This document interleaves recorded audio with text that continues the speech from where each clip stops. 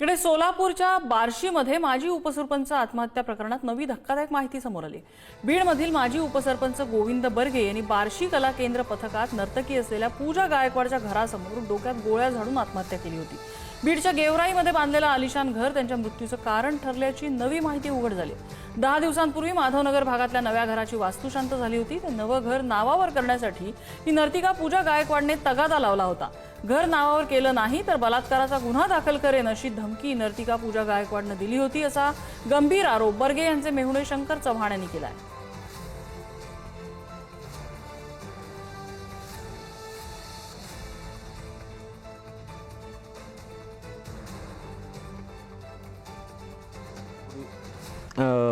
तिनं सोन्याची मागणी या अशा भरपूर गोष्टी केल्या आणि जे सोनं होतं ते माझ्या ताईचं आणि ती लॉकेट तिच्या गळ्यात आहे सध्या, ते माझ्या दाजीचंच लॉकेट आहे। अंगठ्या आणि ते जो मोबाईल दिला तो 2 लाखाचा मोबाईल, ते पण दाजीचाच मोबाईल होता।